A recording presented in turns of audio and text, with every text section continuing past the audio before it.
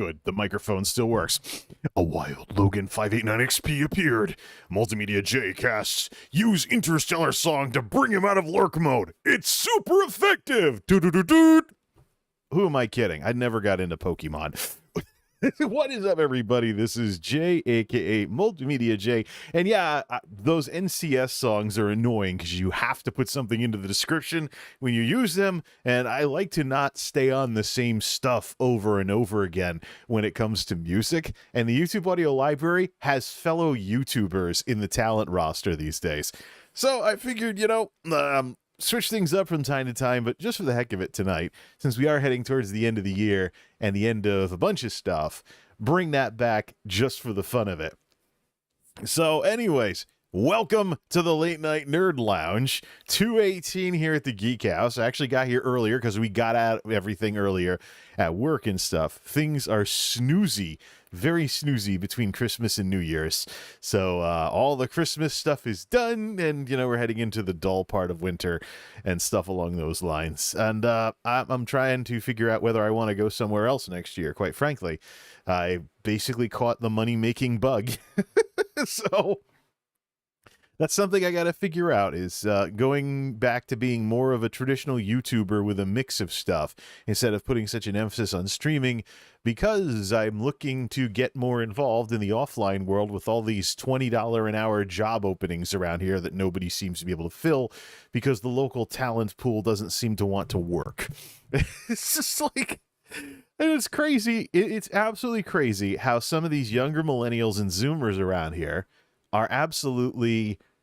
They just don't make any sense whatsoever. They don't make any sense whatsoever with their work ethic or lack thereof. We got this one person, she's like my stepmother, only a third of the age. She goes around trying to manufacture stuff to get upset about. And most nights she'll look for reasons to slack off and stand around yapping with people and stuff like that.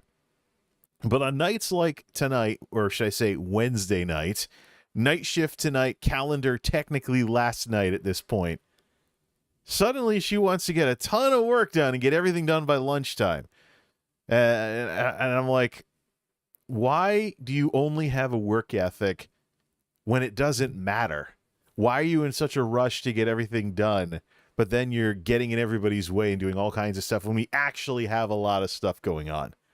One of those things that I'm not going to waste time and energy trying to figure out, because I know full well that people don't have to make sense. There's plenty of people out there that don't. Stream title, let's get straight to it, because I now have officially a backlog of clickable program guides to make for this and last night's discussion, night shift last night's. Night shift last night's, but technically wee hours of the morning calendar yesterday. So, more on finding your own voice. Usual moron rules apply. More on sounds like moron. So the question is, who are the morons? And I can tell you, I can definitely be a moron sometimes, but I don't think I'm the only moron in this case. So I often I'm not a fishing kind of guy. I'm not into fishing.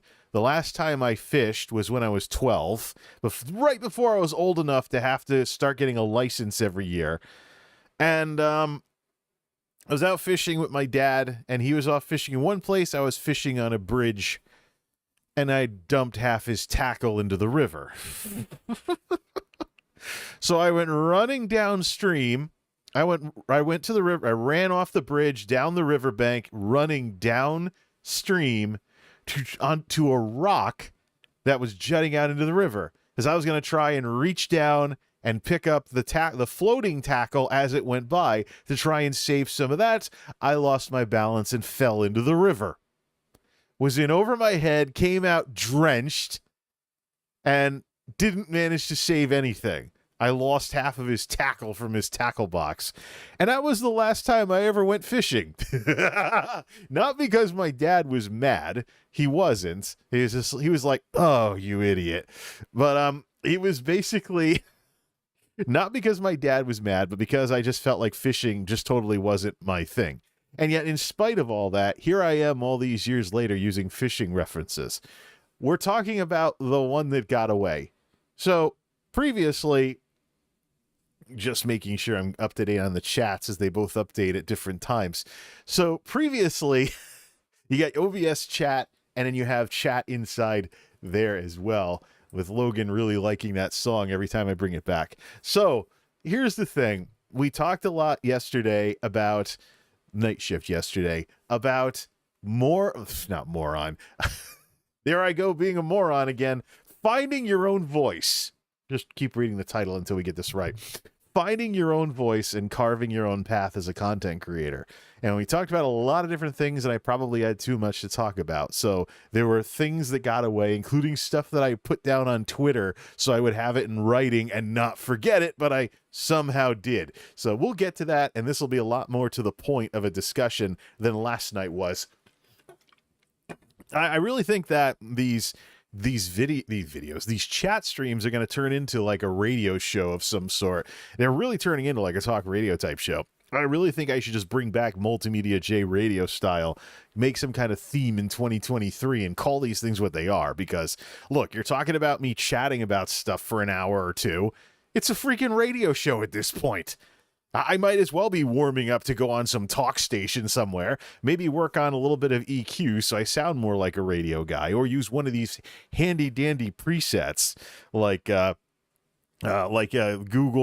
Logitech G Hub, because I can turn all that on and it really sounds like I'm on the radio. But the truth of the matter is the reason why radio sounds radio is because of the compression and what FM does to the high and low frequencies to broadcast everything. And then AM does something a little bit different because of the way it modulates everything.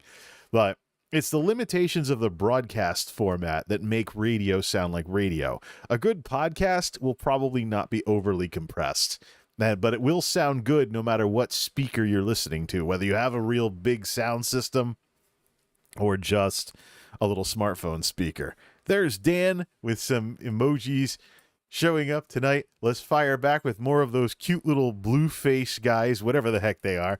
My favorite out of the YouTube gaming ones, also some for Logan as well, for stopping by and not being a stranger. Now watch me get banned for spamming. YouTube has done that before. Before enough Twitch streamers had come over with all the things like the emote spam and stuff that is a thing over there, YouTube's robots were actually banning people for spamming because of emote spamming in chat. So it's just a little bit of growing pains for YouTube understanding streaming culture and what Twitch has built up. Although I am getting to the point where I say, if you think like a Twitch streamer, you're really limiting yourself. Twitch, what's popular on Twitch is personality streaming. This whole thing where, it's always a person, there's always a streamer, and it's somebody who tries to make themselves a household name and builds a brand or whatever. But there's so many other things that can be live streamed, and so many other things out there that you can do. And once you hang out on YouTube and watch a few live streams of very different stuff besides personality stuff all the time, that's when you really start to realize that Twitch is powerful when it comes to marketing. I mean, you're talking about a platform that's smaller than Dailymotion, that has a ton of mind share, ton of, brand power among people. And yet it also has a ton of influence over and above what they should have for a platform their size. And that's why I was watching a Harris Heller video today, him talking about going back to Twitch. We'll do a reaction to that at some point, but for reactions to other commentators, I like to wait a while so their video can get some views during that the initial rush of views. But Harris Heller made a video called Going Back to Twitch. And I can tell you, the branding has worked on Mr. Heller. He tends not to be all that great at the business side of all of this. He should stick to music. He's horrible at meta commentaries. I've called him out, and so has Devin Nash, but for some of the screwball things he said. But he screwed up his credibility in that video by referring to Twitch as a major platform. Twitch is a big fish in a small pond. They do one thing really, really well. They're blah at everything else. It's like, they're known for just one thing, and whatever erodes that one thing is going to erode the company as a whole because their portfolio is too narrow. So either way, Dan says, I just have cheap but good headphones, and okay, Dak need to try radio. Radio sounds like radio because of compression and everything that they do, so that what you're broadcasting there's two barriers to what you broadcast. First is the modulation, whether you're AM or FM. or satellite, I'm guessing, can be a lot more real sounding if there isn't that kind of modulation in it. But for AM, FM radio, there's limitations introduced by the modulation used in the broadcasting. And then you have whatever speakers on the other side that you have to cater everything for. That's why the loudness war is a thing with music, because radio stations want to compress the hell out of music and make it sound different with no dynamic range, in case you're just listening on a little tiny radio. And to an extent, that applies to YouTubing as well. You want to control your volume levels so that and normalize as much as you can in case someone just has a crappy smartphone speaker on the other side that won't go up very loud and only plays like a tiny bit of the frequency, usually something too tinny. People have to be able to understand what you're saying no matter what equipment they're listening to you on. And then also on the radio side of things, if you're in a store, some stupid little paper speaker in the ceiling is the only way you can hear the radio, because it's one of those small stores that doesn't have a Muzak service and just plays the radio in their store. Very dangerous. You can get fined for that by licensing agencies. But people still do that when they don't get caught. But it's if ASCAP or SESAC shows up and whatnot, you could be charged for playing that commercial music without the proper licenses. So it's a risk that small businesses take to have music in their stores and whatever. So anyways, these are turning into radio type shows. So at some point I got to figure out how to bring back the radio style thing without it being that corny little, space robot thing I was doing in 2020. That's like, I want to make it sound really like it's the radio if I'm going to do that. So, plus chat streams kind of replace a lot of that stuff that I was doing. So I'm kind of torn on that. This is just kind of me talking about what's going on, although I am sounding more and more like a tech commentator or something along those lines. And I also want to do stuff on camera, like work on stuff. So these streams, I'm just trying to figure this all out. It's a bit of a mess. All right, we got a moron discussion to have. But first, let's clear up everything about the other content creators, because I was talking around in circles last go around because I had way too many things to talk about and went off on tangent after tangent after tangent. I will be listening to that the entire 2.5 hour ramble fest and putting in a clickable program guide for the after the fact crowd. And I will get to work on that. I might be done early tonight. And then tomorrow, going to New Year's weekend, I don't really have much to talk about. At some point, I'm going to get some videos done because I don't want the current tech video going into 2023. That's for sure. New Year's is going to work the same with the 9-to-5ers as Christmas did. We have a long weekend and we get paid overtime on Monday the 2nd when the company officially observes the holiday. So, yeah. Let's have some fun, baby. Okay, so first, let's talk about literally every single content creator that we talked about last night and just have like straight to the point where we're at with everything.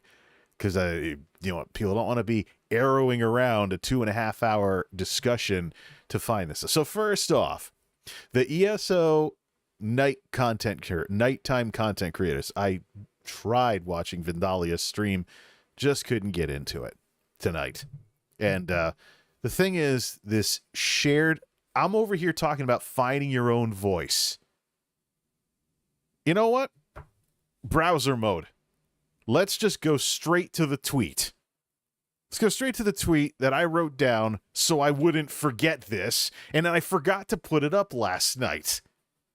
Because I'm a moron. There, I'm one of the morons responsible for our moron discussion tonight.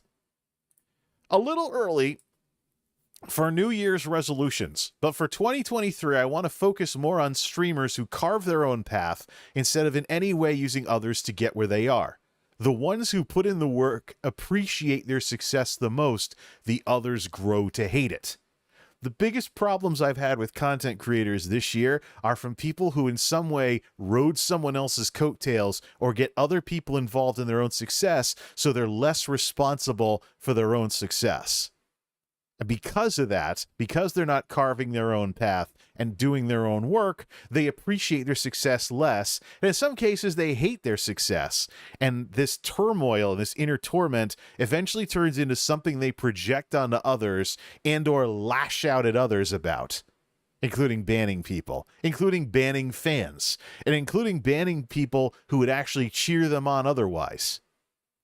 So, when you run into a turbulent content creator, get out of there. You can't change them.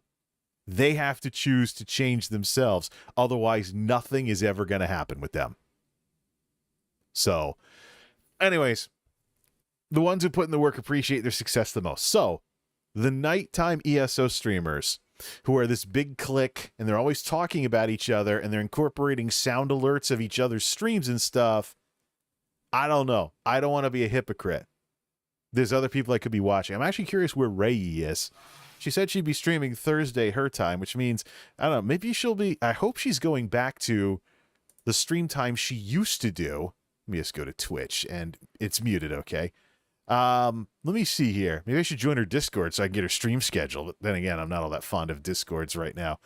Oh, let's see. Well, there is a schedule thingy on Twitch, but she's incredibly focused on what she does. She's incredibly focused on what she does. She plays games that I don't normally. Oh, Lakari. That's right. I could check his streams out as well. He kind of does his own thing and carves his own path. He's not in some org or something. But, I'm looking over what's going on, and the more collective crap there is with streamers, the more problems I've had with them. Let me check the schedule. Does she have anything in here? 3 days ago, she doesn't have anything scheduled. She only has when she went live. So too early for tomorrow, on the 27th, was a little after 6 a.m. I don't know. I don't know, but anyways, she's auto-hosting Lakari, who's playing Epic 7 right now over on Twitch. But there's other streamers who do their own thing and kind of, they're mavericks, so to speak. They walk their own path, carve their own path, build their own success. And then there's the ones that have too much collective stuff, and so they have too much baggage. Like, what if maybe there's a clique full of streamers? What if you start to not like one of the streamers in the clique? You'll not watch collabs, you might not want to watch it all if there's things like sound alerts and stuff. The Lone Wolf asks Dan. Well, it's not really about being a lone wolf and pushing people away, but being able to do something yourself and be proud of what you yourself did. I like to refer this to when you get your first place as an adult, when you get out on your own, get out of your parents' house for the first time and you're living somewhere on your own. And it might be the worst place imaginable. You could be sleeping on the floor with just a blanket and a pillow, but you experience freedom for the first time. You're not living under your parents' rules anymore. You're grown up. You can make your own decisions, and you finally got out on your own. It might be the worst night of sleep you've ever had in your life because your furniture hasn't arrived yet or whatever, or maybe there's some hiccup with the moving company, but you just imagine yourself in that horrible place with like nothing. I guess nowadays you'd have your phone with you, because who doesn't bring their phone everywhere nowadays? You'd have your phone and some data, and that's about it for your entertainment because it's just you, a blanket, and a pillow in the place, and it's your first night out on your own. It's terrible. You were a lot more comfortable back at home with your parents and in your bedroom growing up, but it's freedom. You feel like you're getting somewhere. And I can tell you that also applies to things like when you earn your first revenue check off of AdSense, even though it's known for being piddly. That first $100, nowadays it'd be $50 on Twitch. The first time you make money completely by yourself without working for someone else feels very different than the first time you get a paycheck when you get your first job, because you did it yourself. It's fun. You wish you could do more of it, but sometimes circumstance doesn't let you do that. This thing's having air problems again. That's better. Yeah, what? Is Jay a big baby and he's gonna have to be burped? No. This thing's just got some years on it. They don't sell these in Walmart anymore. I gotta see if there's an Amazon SKU that's similar to these, so I can get some more of them and have stuff stay cold for hours. I don't want to be dealing with plastic water bottles where your drink's warm in a half an hour unless you put a ton of ice in. So, anyways, especially during the summer when we're fighting the heat with the AC and all that other crap. So, yeah, it's like, it's fun making your own money for the first time. And at the same time, I could say as a content creator, you could get a piddly amount of success, but I think you enjoy it more when you know you did put in the work yourself instead of riding someone else's coattails. The experience that I've been having over and over and over again is the happiest content creators are keep it professional, stay focused, do their own thing, and carve their own path. The minute you start having things like envy and jealousy and inner turbulence about stuff you don't have, or blowing off your audience because your audience isn't as big as you want it to be, so the small amount of people watching you suddenly are not important because all you care about is the masses out there that aren't watching you. That's what I'm talking about here. All right, so that's a nice little thing here for this New Year resolution thing. I'll probably leave it on screen long enough that it becomes a tweet, that becomes a thumbnail, just like what happened with the last stream and those numbers for Twitch. So when it comes to the ESO streamers, I might tune in every so often, but I don't think they like me over there. No, there's definitely less enthusiasm from Vindalia and Tyranny, and the Mackie Phoenix thing, is definitely a problem. It's definitely a problem, especially when she got upset at me because I'm over here expressing my own opinion, which, again, opinions aren't facts. I'm over here expressing my own opinion on my own corner of all of this. I'm not going in and doing publicity stunts to try and poach anybody's audience. And let me just clear that up right now. Why would I want anyone else's audience of the people that I watch coming over to my tech videos or my chat streams when I'm being a nerd and I'm talking about stuff going on in the industry or stuff going on with content creators or stuff going on with technology? Which of them would be interested in that stuff? I don't think that would work very well. Well, let's just rattle some of the big names off that I've watched over the years. Yugi, people like that she's built like Jennifer Lopez.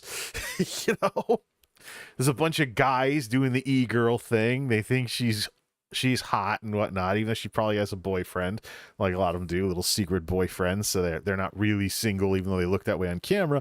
Do I really want some e-girl fan coming over here? They might not even half know what I'm talking about or find any entertainment whatsoever or even informative stuff because they don't care about this kind of stuff. Maybe other nerds ask, there probably are nerds watching e-girls, but what are the odds there? It's just like, and then let's talk about Vindalia. She has a whole bunch of butt jokes going on over there. She's like, this whole booty queen thing, this meme over on her channel about booty queen butt emotes. You can type exclamation point butts in her chat, and the robot flashes all the butt emotes that she has up on her up on the chat and stuff. It's there's something kind of similar with an e-girl thing going on with V, but there's also some older folks because she's an actual grown-up with a kid. So one of the biggest turnoffs to certain groups of guys is single moms. So the minute there's a kid involved, there's a whole bunch of guys that are like, nope, never mind, because they want to pretend they're 18 forever or something. Ladies, you want to know when you've met a mature guy? Meet a guy who doesn't mind being around kids. There's one way you can know that. When they don't mind being around kids, then or they can somehow be around kids. They don't hate every second of it. That's when you know you've met a guy who's actually a man. Now, instead of some overgrown kid who doesn't want to be responsible. Anyways, this is not a freaking romance show. Let's not go too nuts with that stuff. So V has that stuff going on. Tyranny has it going on even more. Tyranny was a longtime gaming content creator. Over on YouTube, she has videos about World of Warcraft from the Warlords of Draenor era. Now she streams on Twitch. And her kids, she puts her kids to bed in the middle of the stream. She's married, and she's basically a gamer mom, so to speak. What kind of fans of Tyranny do I think I really want over here? So, Rei, young, very young, plays MOBAs. I don't play MOBAs. and has some folks that do weird things in chat, and she has this weird thing about rabbits. I have no idea. Why would I want any of her fans over here? I don't think there's any crossover. Well, let's say I want to go for the big fish. Ginny TTY. I don't even watch your streams hardly ever anymore. But, because it's the same thing over and over again, just she's in a different place doing the same old stream. So she's had lots of audience problems because she went for the big audience instead of the good audience, and it backfired. Oh, she has better numbers. She has bigger numbers, but I don't think she's happier as a result of her little issues with demographics and people hating her so much. And even without the whole scandal and everything about the secret boyfriend in Sweden and crap like that, even without that whole scandal and all the crap people are constantly blabbering about, oh, Ginny this, Ginny that, she had definitely a more toxic audience when I would read her chat. Definitely, I could have seen her problems that she's had coming from a mile away. So, no, why do I want Ginny Frogs over here? It's like, no way. Even S-Fan, I go to watch S-Fan stream. I think I might be too nerdy for a lot of his folks as well. So, no, it's not worth it. It's not worth it to poach. And it's not worth it to go over there hoping there'll be this big crossover. Your best bet is always to focus on what you're doing and just pick a good platform and then try and learn how the things work, like with the algorithm on YouTube, or make something that can be shared that people will send around. So get people involved so you're not waiting on the technology all the time. So shareable stuff is probably a good use for short form. You make some killer YouTube short where you make some mic dropping point and people share it all over the place and people get to learn about you because your little 1 minute blurb is going all around Facebook or something or Twitter or something along those lines. That's probably a good use for YouTube shorts. And I'm sure there's TikTok folks that have done that too, but TikTok has its own little meme side to it. That's the difference. That's a different story. Yeah. So yeah. Yep. You're better off focusing on what you're doing. You're better off focusing on what you're up to, and you'll like your own success. Even if it's smaller, you'll like your success more than if you're constantly focusing on other people and how you don't measure up to those other people, especially when you don't know the story of how those other people got there. I mean, we've looked at the origin stories of a lot of streamers. And you find out, for example, with Twitch, the big game streamers are often so good at video games because they have previous esports backgrounds, like XQC playing Overwatch professionally. So we've looked into this stuff, and there's more than enough data out there on Twitch Tracker and Sully Gnome for you to find out when streamers got their big break. So that streamer that you think is like this, you can find out that maybe it wasn't entirely what they did. They were just in the right place at the right time. And in the case of some of the streamers that have grown big since TwitchCon, they got in front of the right camera at the right time. Either way. Yeah. So these ESO folks, I'm really wondering about ESO these days. The devs are kind of throwing some question marks into the discussion. And then there's the whole thing with the stream team and what that does to Twitch. But I don't know. I really got to wonder about these people and what kind of other inner turmoil are we going to see bubble to the surface as this whole Twitch skid continues. Are we going to see streamers having some drama or whatever? I mean, even with Korean IRL streamers and this happy-go-lucky clique of streamers, Hot Chubby's having end-of-year streamer parties. She had one party for big streamers, and she's having another party for smaller streamers. I'm like, oh boy, here we go. Splitting them up, big and small. Here we go. Yeah. You got to wonder what kind of meta moves was going on behind the scenes with all that. Why would Hachu not want streamers of a substantially different size in the same party as or the bigger streamers themselves? Told you, there's a little bit of tenacity going around right now because the era of endless collabs is over, because there's people that have built themselves up by being in front of the right camera at the right time. Now they have critical mass on Twitch because of someone else's hard work. And these are the people that might get a little weird on camera, and they might start drama, and they might be second-guessing all of this in 6 months or just collapse altogether because they didn't build their own success. But, yeah, so how much longer are we going to leave this tweet up? I don't know. So, yeah, for the ESO streamers, nah. I don't know at this point. I might just switch to watching daytime folks like Deltia's gaming. Plus, I don't want whether or not I'm watching streamers to get in the way of what I should be doing for my own channel. I always talk about content creators are your worst fans because they're too busy working on their own stuff. Well, maybe I should practice what I preach and stop taking months to make a tech video because I'm always, watching streamers or playing ESO. But really, the recreational side of YouTube is something I want to emphasize because let me just say this, and let me go back to full camera for this. Folks, for those of you, especially if you're familiar with my earlier YouTube years, a lot of the reason why I was a YouTuber while I was working a full-time job back when there was more going on in my 20s is because I didn't hardly get any sleep. I was going into work on 5 hours of sleep day after day after day. And I was tired all the time and, it messed with my eyes and things like that. It was basically an extension of college. But I eventually got over myself and my obsession with maximizing the hell out of my free time as much as possible. We go through that phase. My dad went through it when he was young as well. And he was getting started. He has apartments and he was working in a supermarket, and he would always end his nights. He's telling me the story over and over again. He'd always end his nights by watching the Johnny Carson show. Johnny Carson was a late night host similar to the late night host of today. I think he was doing the late night show like decades ago.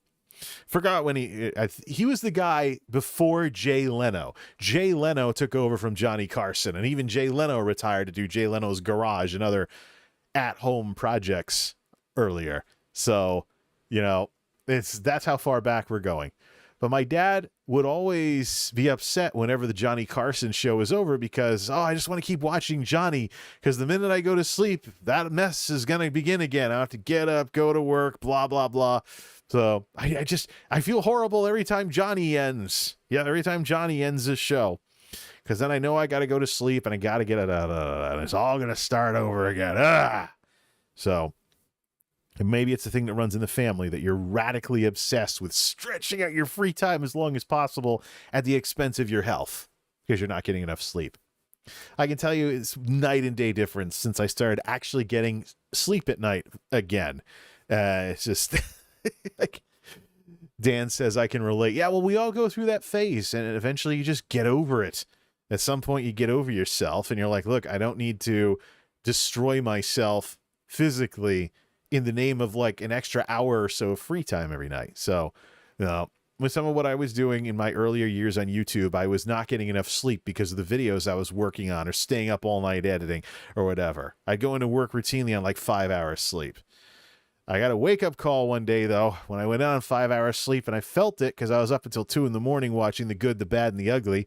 Really popular among the managers because they were, every time they had a meeting about how the building was doing, they would talk about the good, the bad, and the ugly. So, and I actually have a DVD copy of that movie because I actually won a DVD copy of that movie in some giveaway, but I actually bought it for myself in a dual picture feature with Clint Eastwood in The Good, the Bad, and the Ugly, as well as Hang 'em High. I've never even watched Hang 'em High. I've only seen The Good, the Bad, and the Ugly. So I still got the DVD somewhere over there. One of these days, one of these years, I'll watch the other movie. I've got these over here. They've been here for, a year now, and I still haven't gotten around. There's a couple of James Bond movies in there. I originally wanted to buy all the James Bond collections and watch a bunch of Bond movies. But, boxing myself in with all this physical media. I should just sell a bunch of it. Who needs this crap? Except for a couple of good-looking Blu-rays. I could use a rental service, similar to like DVD.com by Netflix or whatever. I could use old-school DVD Netflix with Blu-rays for that kind of stuff, or just watch movies on digital nowadays because there's no more bandwidth caps in my neck of the woods. That's another discussion. All right. So the ESO streamers, I don't know what I'm going to do. I think there's way too much of a shared audience between them.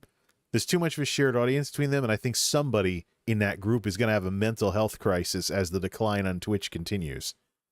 And they're going to be really upset. When the truth of the matter is you gotta carve your own path. You have to be happy with what you're doing. And you have to basically live in the moment with this stuff. Anyways, and let's talk about Airy Summer. I was just kind of all over the place with how I'm not a safe space guy. I believe in people not having to walk on eggshells.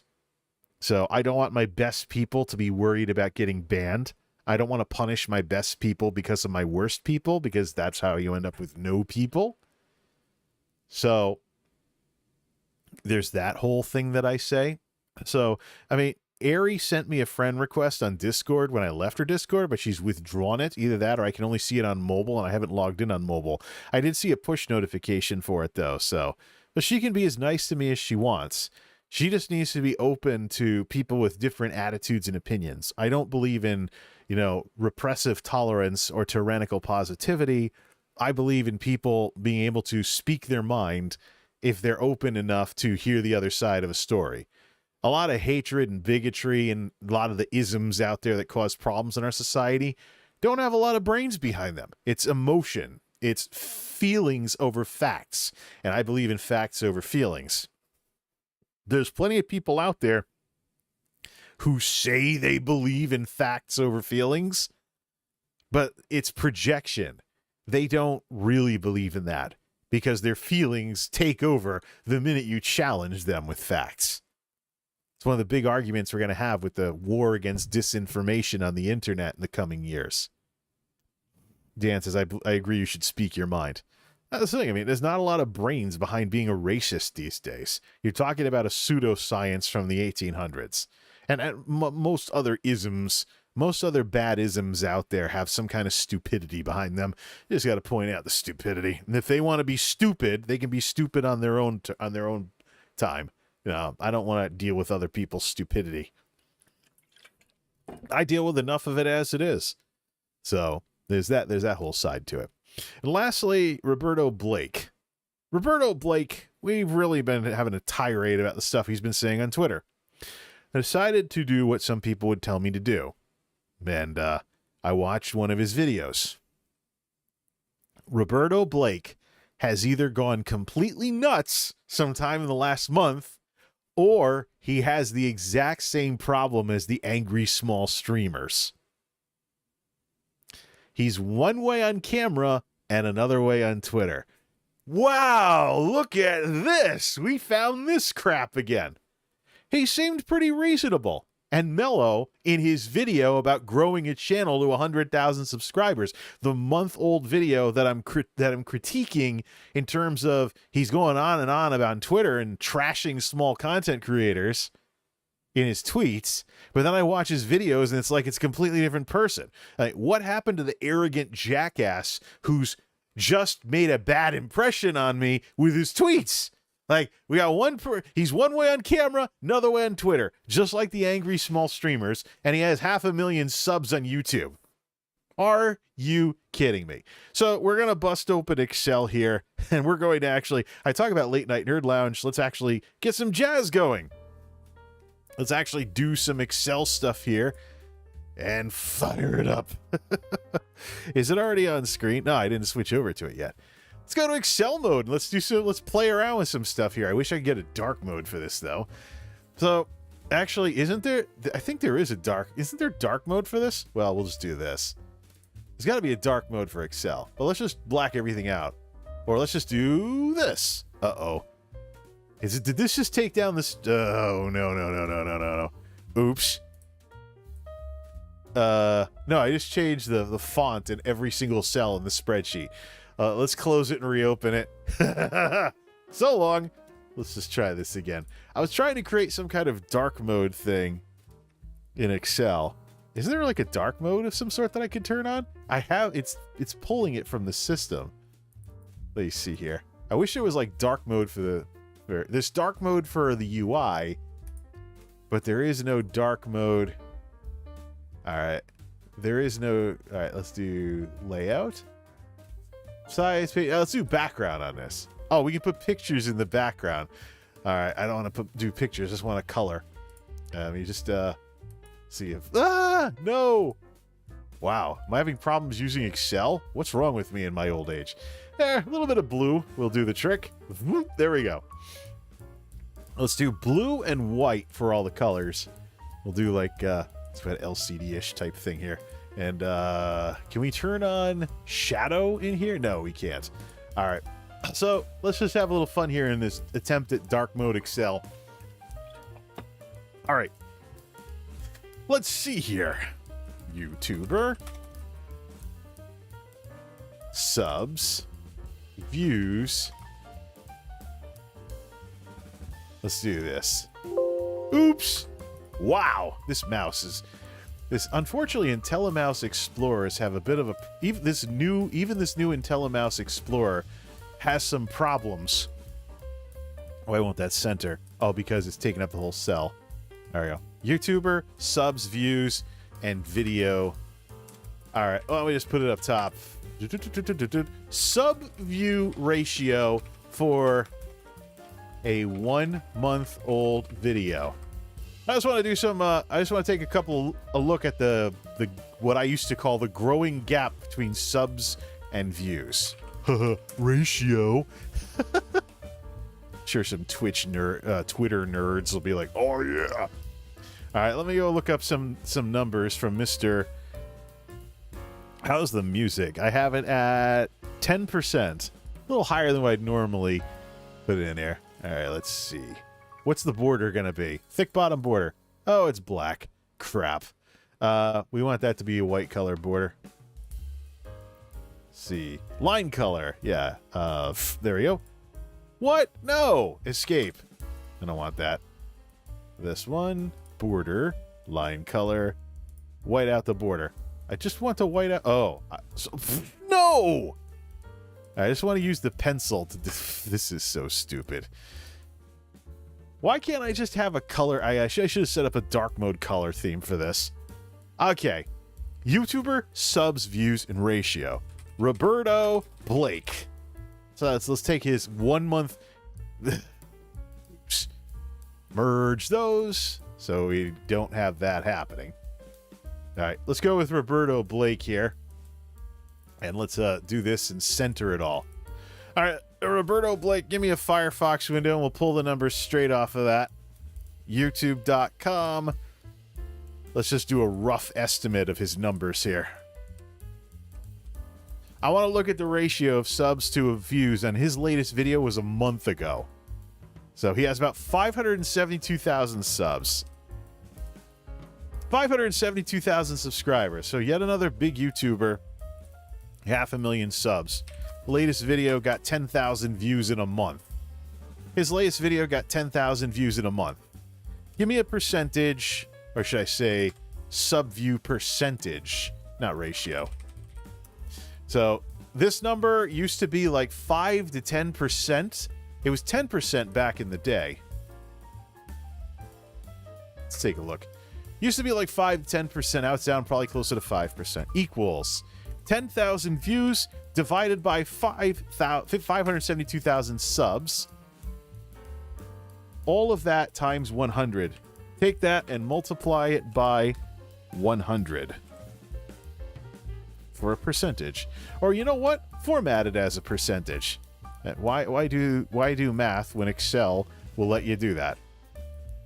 So he has a 1% view sub ratio. Try it. Sub view sub percentage. So his latest video from a month ago only has a 1% thing. So here's the problem I had with what Roberto was doing here. Roberto Blake was going on this narcissistic tirade about smaller content creators. So I decided to check his numbers. And here's the thing. I've seen people with less subs getting more views on videos, and this video is up for a month for only 10,000 views. About 10,000 views. So Roberto should be on my side. He should be taking the technology and saying, hey, Google, never mind. Never mind. I forgot that's the trigger word for speakers. He should be saying, yo, Google. Nothing. Good. Run your YouTube technology better. It's what I was talking about last night. The world is a big place. The world is a big place. The world is a big place.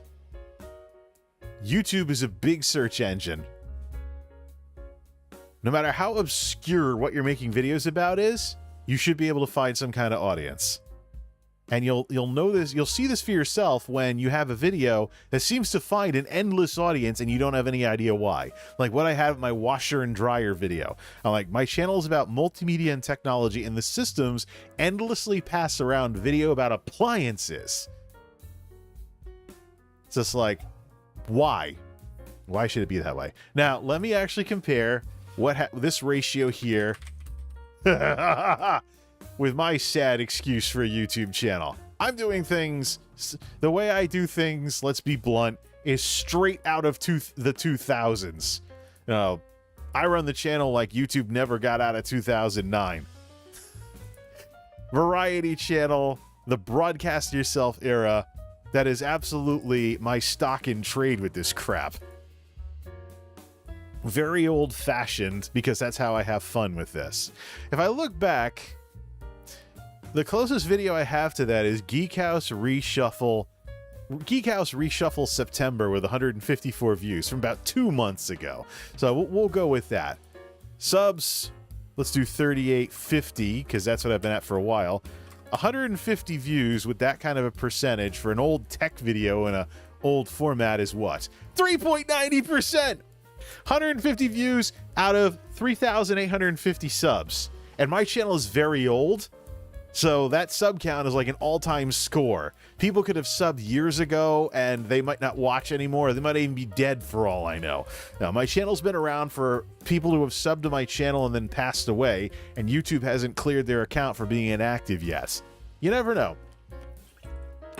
I talked about the growing gap between subs and views many years ago in the early part of the last decade without thinking about the fact of my channel had already had over half a decade on it. So my horrible channel, not optimized at all, run like it's still the 2000s, and my tech video from September, which has a lifespan of months, getting to 150 views, represents 3.90% of this, views versus subs. Double check that math. It's D4 divided by C4. Yeah, 150 divided by 3850. Convert a percentage with 2 decimal points. All right, let's get some other folks involved here. Let's get some other YouTubers involved, and even some Twitch streamers. Let me go to Review Tech USA, and let me find I went to the Elder Scrolls Online directory by mistake. Let me go to Review Tech USA, and let me look at a month-old video of his. See what kind of videos he's able to get. Review Tech USA has cracked the 1 million sub mark. Review Tech USA has cracked the million sub mark. Now let me go to his videos. Let's go back a month and pick a good video from about a month ago and see what we can add here. Now, I got a lot of choices here. Stuff from about a month ago. I don't want to do outliers, like stuff that went really, really viral and got like tons of views. I want to do like more kind of the stock and trade with this stuff. Well, this is really an indictment of YouTube here, because I remember when he got 50-something thousand views per video. All right, let's put it at, let's do 65,000 views. I remember when he was at 50 with like a third of the audience, he was getting more views. So it just goes to show YouTube has work to do with this algorithm thing. 6.5%. So let's do Linus Tech Tips. Let's do Linus Tech Tips. The king of tech videos on YouTube, according to some people. Let's go to Linus Tech Tips. Pick a month-old video of his. Preferably one with Linus in it, not one of his buddies. 15 million subscribers. 15 million subs. Videos. I will fix your Wi-Fi. Let's go back a month. Look at his like 1 month video here. 1.3, 1.7, 1.8, 1.9. I think things are just going up. I think things are just going up because of. I think things are just going up because I'm going back in time here. Let's do 1.5 million views. Keep in mind, he has an entire company nowadays. 10%. That's more in line with the way things used to be. This is too loud. I can barely hear it. A little loud. I don't want it to be so loud in the headset. Hope that isn't too soft. Actually, we can test that. A little loud. I don't want it to be so loud in the headset. Hope that's soft. Actually, we can test that. That's not bad. 7% is okay. And if I froze the player because I minimized it, it's going to fix it. Actually, now, you know what? Heck with this lounge crap. Let's see. There we go. Let's play a little of everything. So Linus Tech Tips, 10%. Let's find a PewDiePie video from a month ago.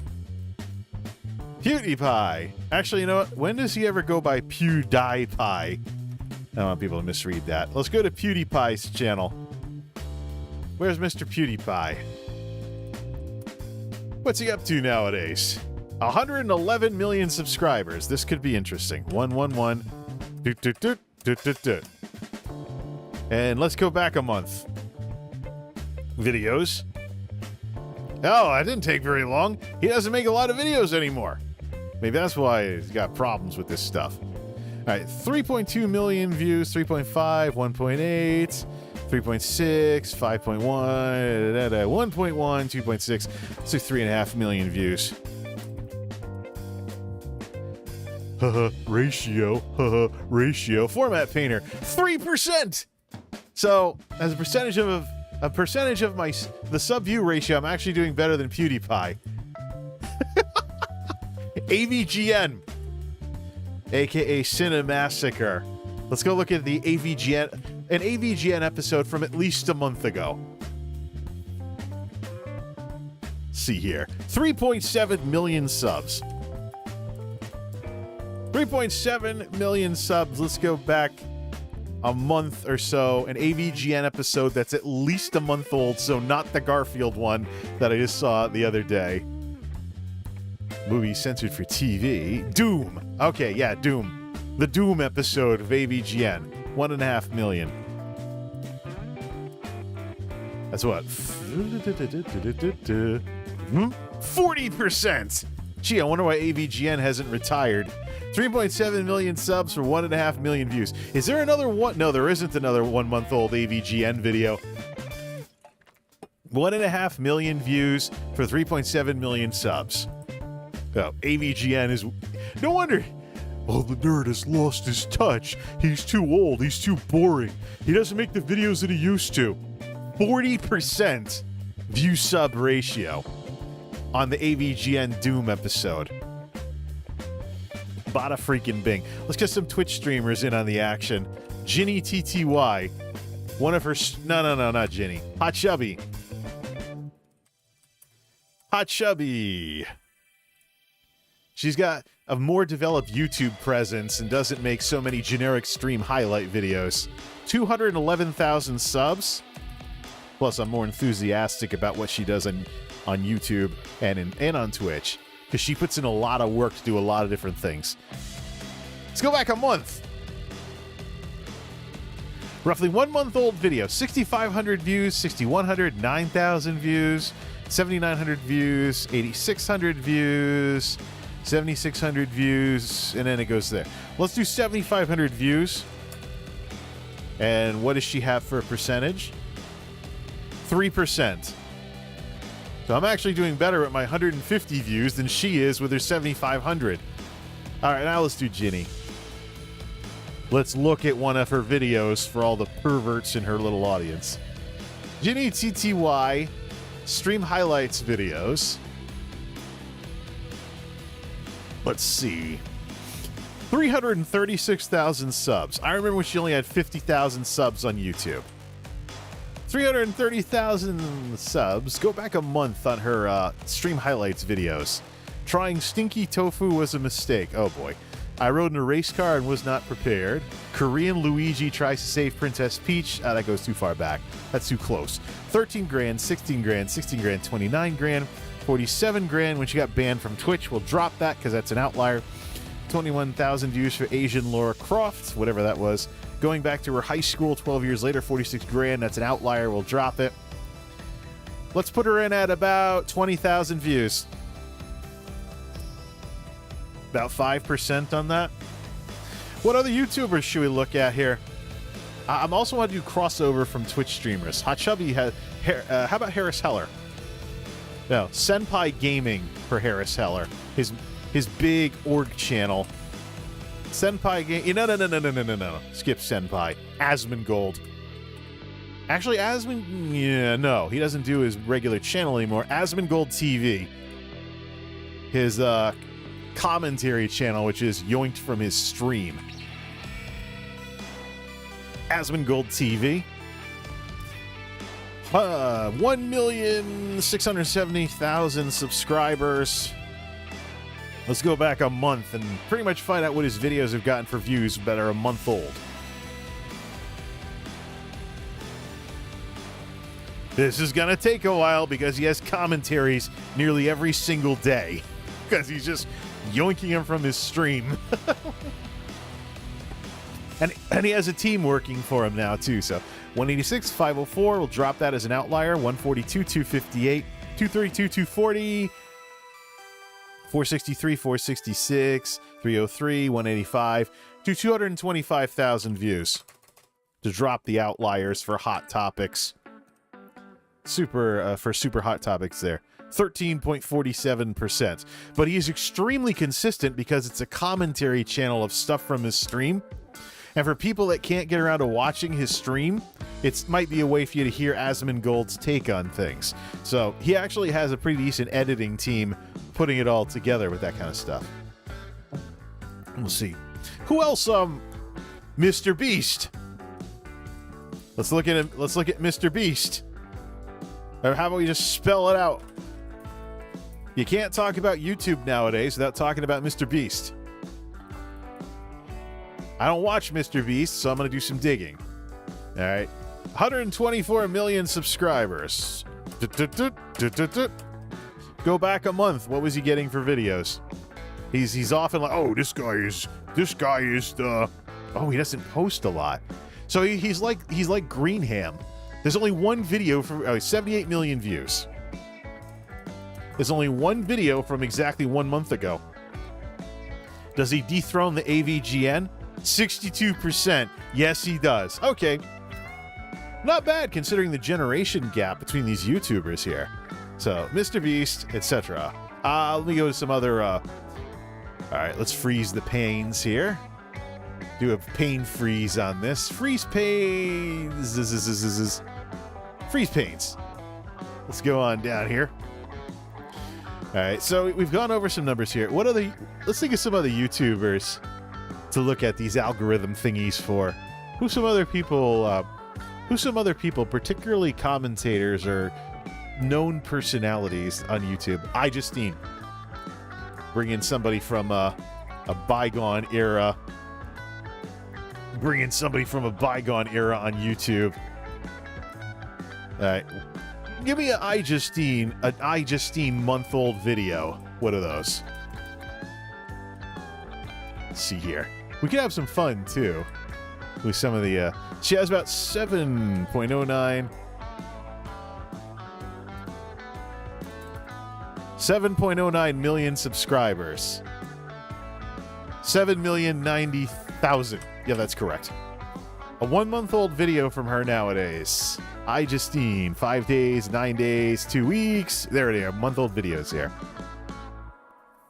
144 grand, 51, 24, 53, 131. She's in the middle on this, isn't she? 233, 68, 95, 44, 119. That's 2 months ago. She's all over the map. Oh, it's a YouTube short. It's a YouTube short before YouTube Shorts were split out. So drop that one because I want something long form with some production value to it. 68.95. It's an iPhone thing. We'll drop that as an outlier because iPhones are always popular if you're constantly making videos about iPhones. 55,000 views. 0.78%. Wow. Now, let's have a little fun here.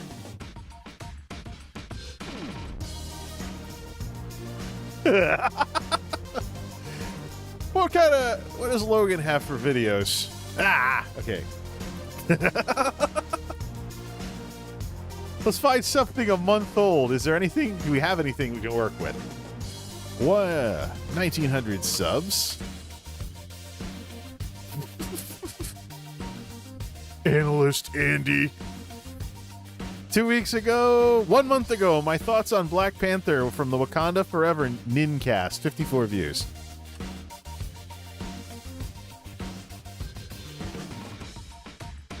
%. 2%. So better than I-Justine. So what is this video, by the way?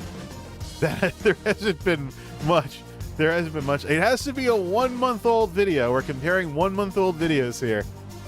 My thoughts on Black Panther Wakanda Forever, the Nincast. But it's also...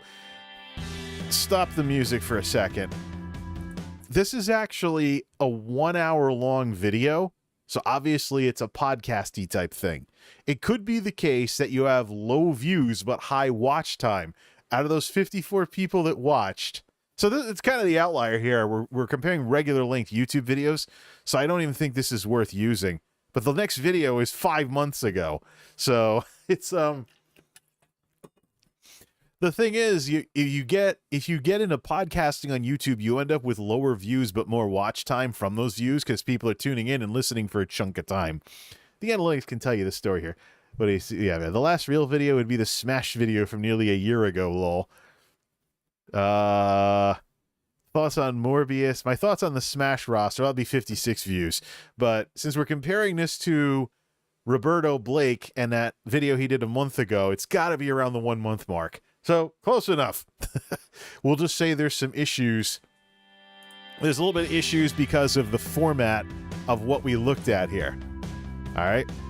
Let's see. Hot Chubby, Ginny, Asmongold. Who else should we do?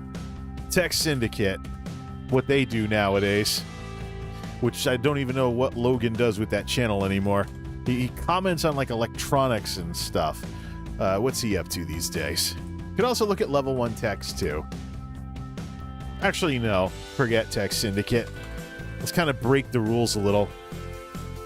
Greenham has not done anything in a while, but let's just add him in here. Whichever video is the closest. Greenham Gaming. 3 years ago is his featured video. So 2 months ago, 151,000. Greenham should break all the rules. People are like, oh, we got to upload a certain amount. Greenham does very little uploading, but when he does, it's good. 56,000.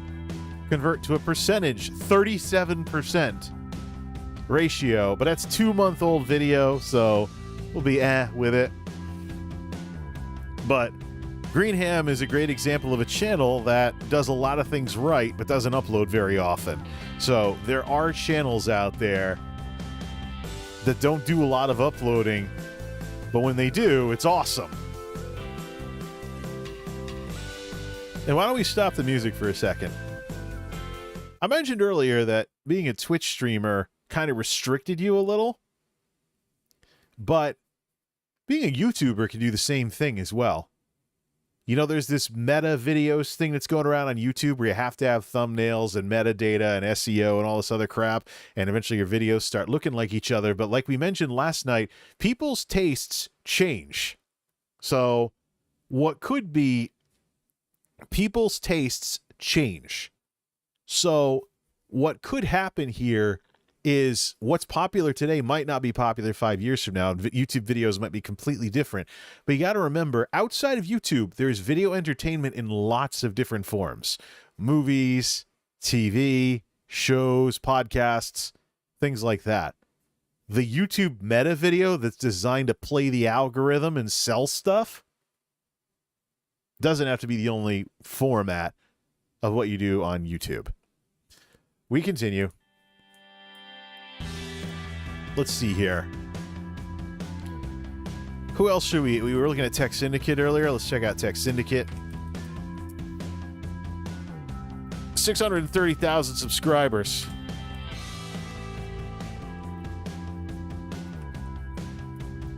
Tech Syndicate, been an inspiration for me before in some ways.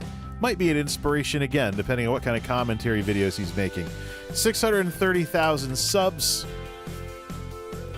Give me a 1-month-old video from him. 5 days, 11 days, 3 weeks, 3 weeks. 7,500, 4,000, 4,600, 4,700, 6,000, 2,900 views, 9,700 views. But that was a hot issue, so we'll drop that. That's 2 months ago, never mind. 6, 4, 7, 4K to 5,000 views. 0.79%. Level 1 text. This might get ugly. Logan and Wendell split ways all those years ago. How's level 1 text doing nowadays? Level 1 text. Is there any old Tech TV talent still doing it? 378,000 subs. Give me a 1-month-old video. 4 days, 6 days, 10 days, 13, 3 weeks. There we go. 22,000, 26,000, 32,000, 24, 23. That's an outlier. Drop it. 25, 24, 22, 15, 30, 22,000, 24,000, 20, 52. That's 2 months ago. What are we gonna go? We're gonna punch in here. 25,000 views. 6%.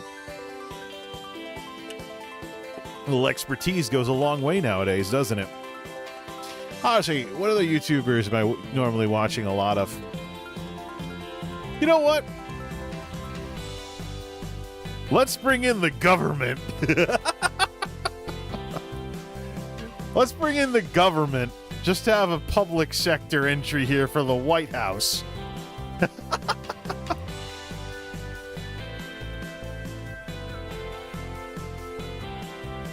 The White House has 2.05 million subscribers. 1 month ago, no streams, none of the press conferences with KJP and stuff. It's going to be a Joe Biden-y type video, isn't it? 1 month ago, Vice President Harris at an Apex CEO Summit, 7,800 views. The COVID thing was $7 grand. 9 grand, 14 grand with President Biden honoring Veterans Day, 7,100, 13,000, 10,000, 5,600, 7,600, 10 grand, 17 grand. Press briefing by Press Secretary Karine Jean-Pierre. That was a stream though. This must be before the tabs were created. No, they edit into a video. They do like stuff from streams or download, edit, re-upload. Do 7,500 views. Let me guess. The private sector is better. 0.37? Well, at least Roberto Blake did better than the White House. And how about MSNBC? It's some mainstream media in there, and there's definitely a ton of MSNBC commentators yammering away about absolutely everything. Chris Hayes, in particular, I refer to as the angry news nerd, as he... All right, 5.43. And MSNBC videos. I never liked that name. I was like, Microsoft NBC, what? Probably because I saw Windows 98 back in the day with all those commercials. It's the government. What are you going to do? Let's see here. 6, 7. It's going to take a while because this is mainstream media now. It's going to take us a while to go back a month. And there's going to be a lot of videos to choose from. Oh, I'm going to have to page down. I can't just swing. I'll spin the mouse wheel clear off the mouse. I hope I don't crash the stream because of all the RAM I'm going to take up. Just trying to get to 1 month. This is news. It's... You know how in the old computers you would try to scroll down, it would keep stopping because how slow the computer was? That's what's happening right now as I'm trying to scroll. 2 weeks ago. 2 weeks ago. 2 weeks ago. Let's see. Can I zoom it, make everything smaller and put... Oh, no, I can't. Ah! It's super slow. No! I don't want to watch this clip. Zoom it back in. I can't read anything now. All right. I got like fine print now. Just trying to get to a month. Come on. 3 weeks ago? I might need all of this too. 3 weeks ago. 3 weeks ago. Get to 1 month. Get to 1 month. Get to 1 month. Don't do this with mainstream media. You will spend forever just getting to where you want to be. There's so many YouTube videos because these people are a YouTube video cranking machine. A month ago, finally, Trump, China, Team Rubicon, they're all over the map depending on what the news story is. All right, we can't do mainstream media because we can't come up with a good average because they cover a little of everything. People watch them for everything. And depending on what it is, whether a news story or highlights from a commentary show, there's going to be problems. So let me go back to my front page. Austin Evans, Nomad Capitalist, Fox Business, CBS Launch, Hot Chubby VODs. No, it's not looking at VODs here. Moist Critical, Aspen Gold TV, Midas Touch, Last Week Tonight with John Oliver, DW News, South Park, Sleepy Cats. You know what? The Munchkin Cats. Munchkin. Let's add to our list Munchkin and Jun's Kitchen. 2 channels with cute cats. There you go. Give me a 1-month-old Munchkin video.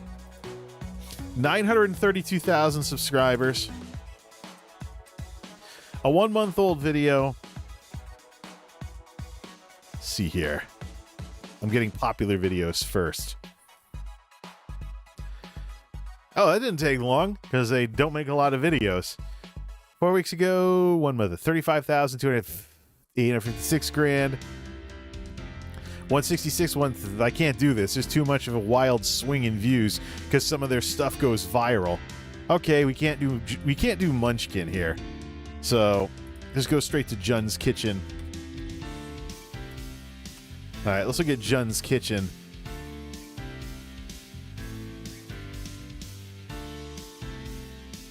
$5.32 million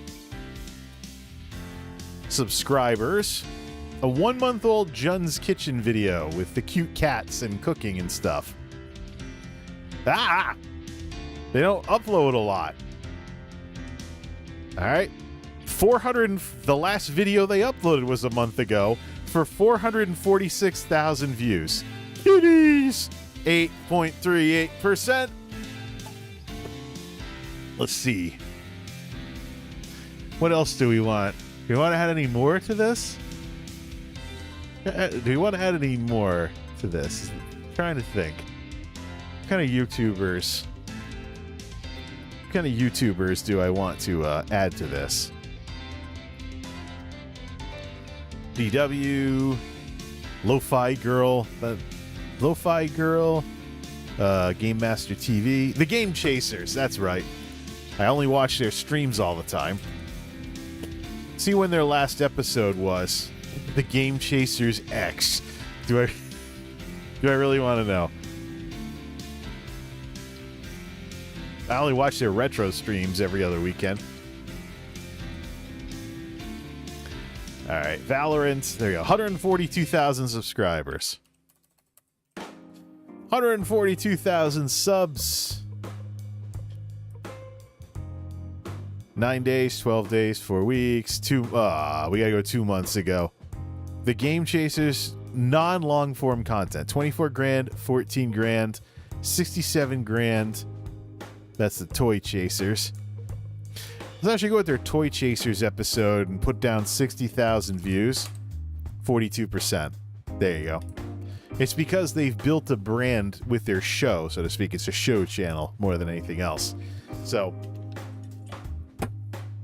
let's see. How about we do Harris Heller and Devin Nash's channels? Harris Heller, Senpai Gaming. Let's do, instead of Harris Heller, Senpai Gaming. That's the actual name of the channel. And Devin Nash to round things out. Let's see. Format. Oh, yeah. Dr. Disrespect. Considering I do the sunglasses thing. Senpai. And we'll look at Mr. Blake's little point here. Can I get a 1 month old? 656,000 subscribers to Senpai Gaming. I'm going back to Twitch. Give you something like a month ago. 42 grand, 47 grand, 91 grand, 56 grand, 176 grand. Let's round it to like 65,000 views. 9%. All right, let's look at Devin Nash. It's different. He has somewhat of a variety channel because he does a lot of hardware and talking about stuff. So he has a little bit of variety to what he does. Oh, yeah. While we're at it, LGR. Why on earth would I be doing any kind of YouTuber comparison without LGR being somewhere in the mix? Devin Nash has 135,000 subs. What's he at? Give me a 1 month old Devin Nash video if there is one. 2 weeks, 3 weeks, 3 weeks, 1 month. RIP Twitter. 25,000 views. Twitter again, 27,000 views. It's kind of it depends on the topic he's covering, but we'll do 25,000. 18%. But he's very limited in what he does, so he has a lot of branding going on his channel. Dr. Disrespect. Give me a 1 month old Dr. Disrespect video.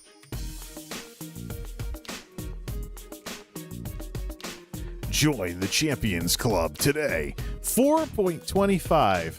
4250 000. 4.25 million subscribers. Give me a 1 month old video from the doc. Let's see. 483, 722, 361, 452, 144, 363. Comes out to like 400,000 views.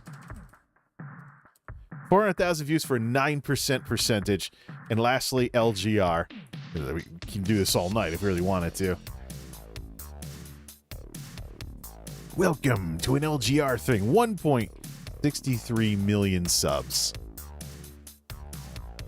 Let's see here.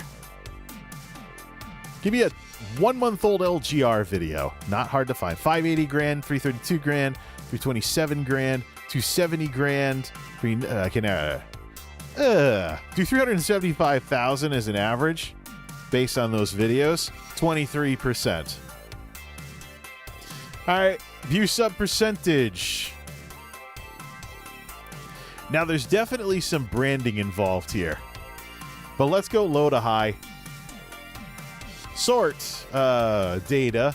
Sort that in ascending order. The White House.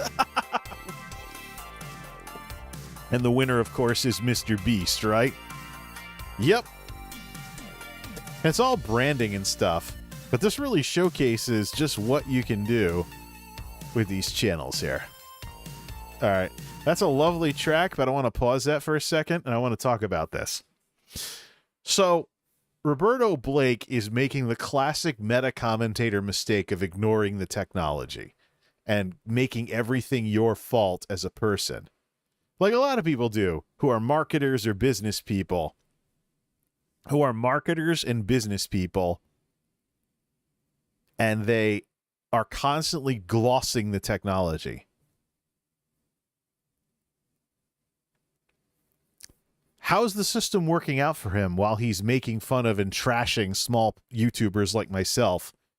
And he's getting people in on this. You know what? Let's do another one of these, since we had some people. Nick Niemann. No. You know what? Back to this before we make the point. We're gonna get some. D Niemann was actually in that discussion, but I'm more familiar with Nick Niemann and the Nieminati. So give me a Nick Niemann. No, not Microsoft Edge. Give me a Nick Niemann video from a month ago. Back to YouTube. We're going to add him in here too. He's a commentator. He's part of this problem. Or should I say D Niemann was. But this guy needs to have a really serious in conversation with D about this. 868 ... And we're also going to add Loco from Twitch into this too. She has a YouTube channel. We'll see if we can find something. Mr. Nimmin, a month ago. Give me some views. 23 grand, 91 grand, 18 grand, 41 grand. That's 4 months ago. Drop it.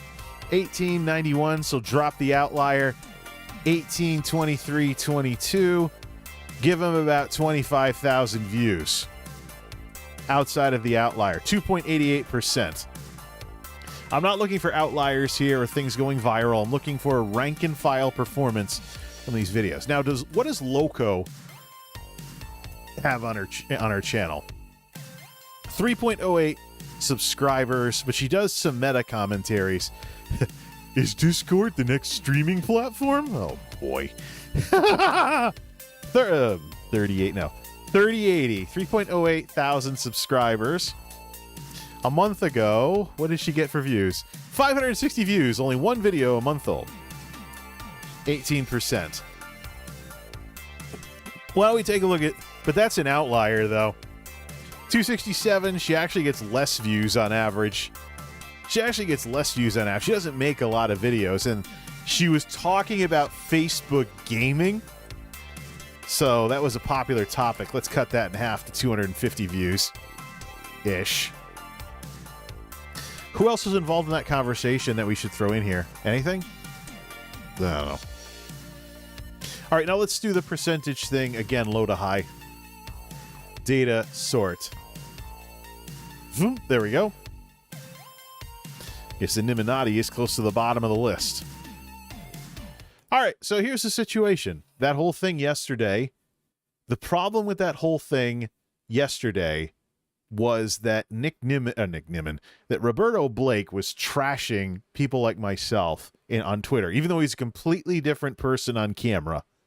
He's bringing out the narcissistic, businessy, good to great talking points over on Twitter and looking like a completely different person in his tweets than he is in his videos. Classic problem I have with angry small streamers, except this time it's a YouTuber.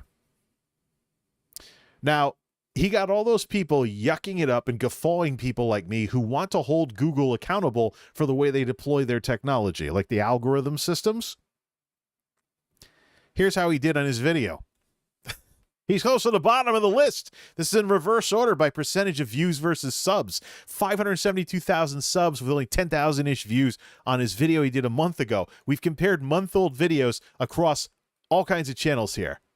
Logan, 589XP, openly admitting to not making videos on a regular basis, did better with a percentage of views and subs than this guy, the self-described creative entrepreneur who writes books about this stuff, like making money off your passions. Okay, Mr. Blake, turn to the dark side.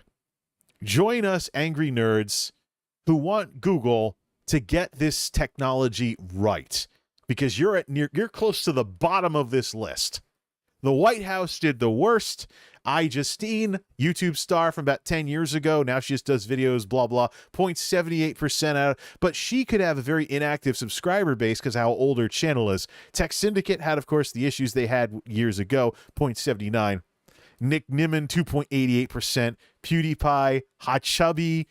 I can't believe I did better percent-wise with a percentage of my audience watching one of my tech videos than Hot Chubby did with her videos that are roughly the same age. So, I can't believe I'm not close to the bottom of this list. I'm actually impressed.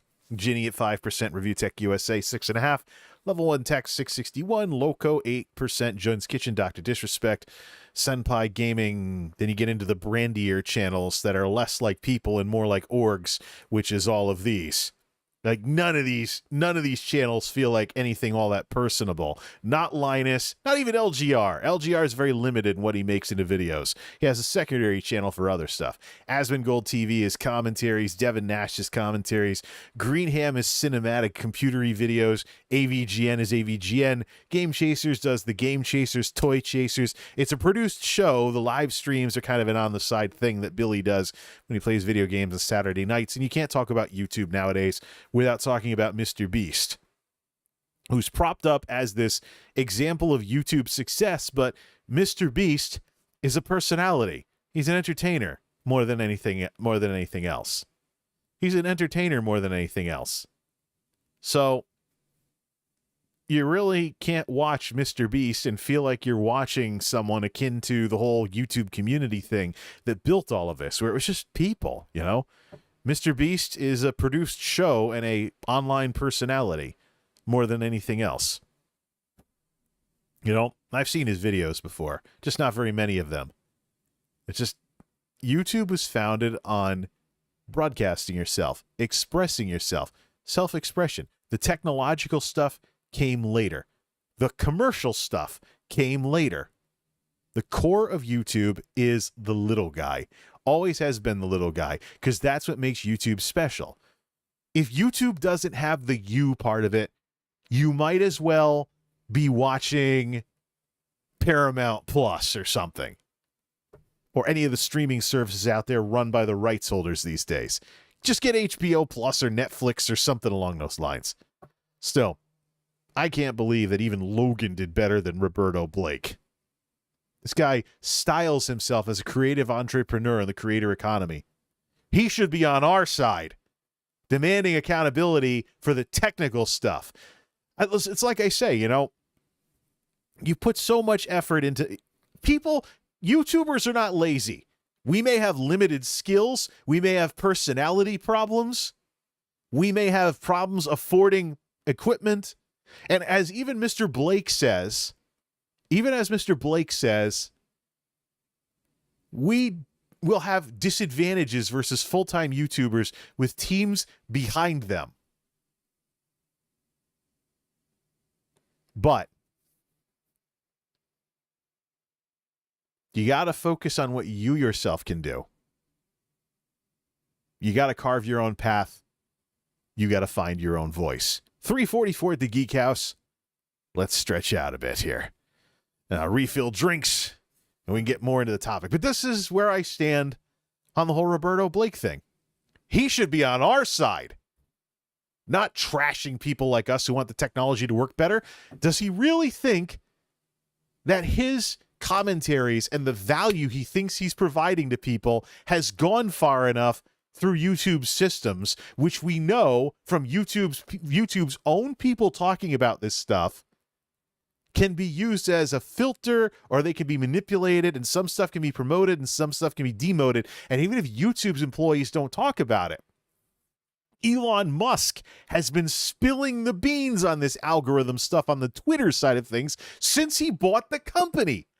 He's saying the quiet part out loud, and he's giving people like me hard evidence of what these big tech companies do to limit your reach, or, you know, if your channel's not being explicitly promoted, it's being explicitly buried. Remember that statement? This is why I think we need big tech. We need big tech regulation to end this Wild West once and for all.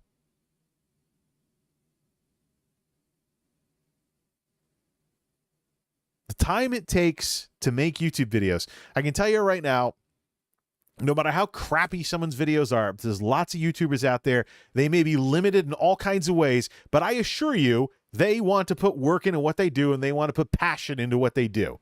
It's just the end result might not appeal to as many people because of those things. Some stuff you can't control. Focus on what you can. We'll be back.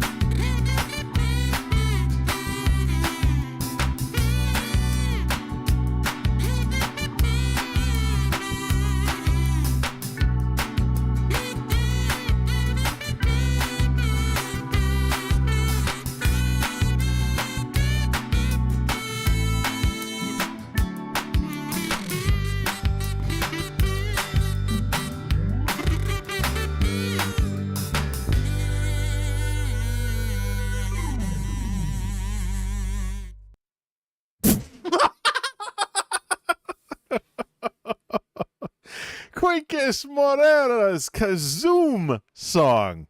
How fitting that after a conversation like that, we go to a kazoo song during the intermission. What the heck? If any Melzy fans ever see this, I don't know why. They're probably going to wonder what I'm smoking. Those of you who don't know, Melzy's a Twitch streamer. She does gaming and variety, and she has this goth style to her, but she also plays kazoo all the time. So it makes it real easy to remember because I don't know anybody else who combines goth and playing a kazoo. And all of her alerts like doo-doo-doo-doo-doo or something like that. That's not how you hold a kazoo. It's how you hold a joint. Whatever. Just because I live in a state that legalized marijuana doesn't mean I have to act like I actually smoke this stuff. I really don't like how it smells like skunk crap these days. One more important thing with regards to that Excel thing we were playing with earlier.